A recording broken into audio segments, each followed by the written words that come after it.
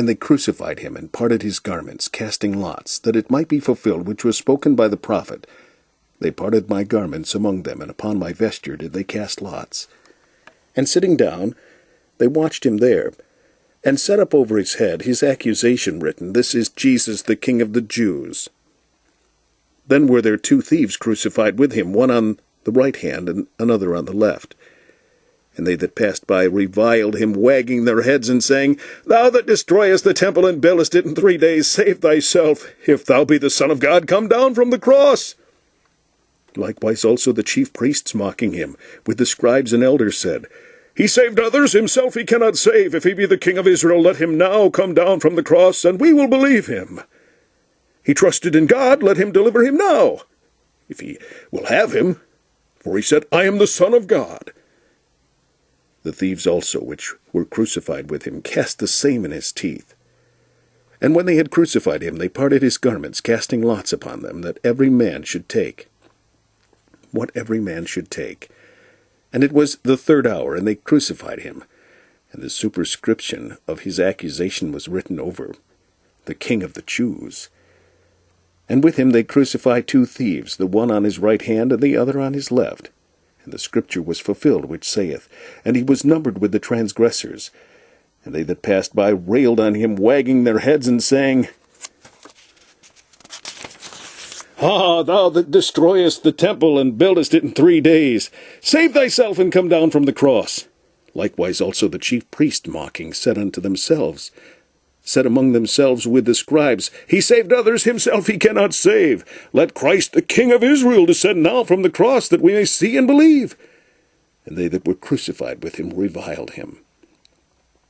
And when they were come to the place which is called Calvary, there they crucified him, and the malefactors, one on the right hand, and the other on the left. Then said Jesus, Father, forgive them, for they know not what they do. And they parted his raiment, and cast lots. And the people stood beholding, and the rulers also with them derided him, saying, He saved others, let him save himself, if he be Christ, the chosen of God. And the soldiers also mocked him, coming to him, and offering him vinegar, and saying, If thou be the King of the Jews, save thyself. And the superscription also was written over him in letters of Greek and Latin and Hebrew, This is the King of the Jews. And one of the malefactors which were hanged railed on him, saying, If thou be Christ, save thyself and us. But the other answering rebuked him, saying, Dost not thou fear God, seeing thou art in the same condemnation? And we indeed justly, for we receive the due reward of our deeds, but this man hath done nothing amiss. And he said unto Jesus, Lord, remember me when thou comest into thy kingdom. And Jesus said unto him, Verily I say unto thee, today shalt thou be with me in paradise.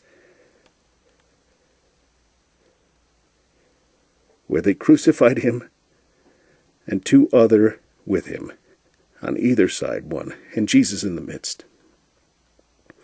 And Pilate wrote a title, and put it on the cross, and the writing was, Jesus of Nazareth, the King of the Jews.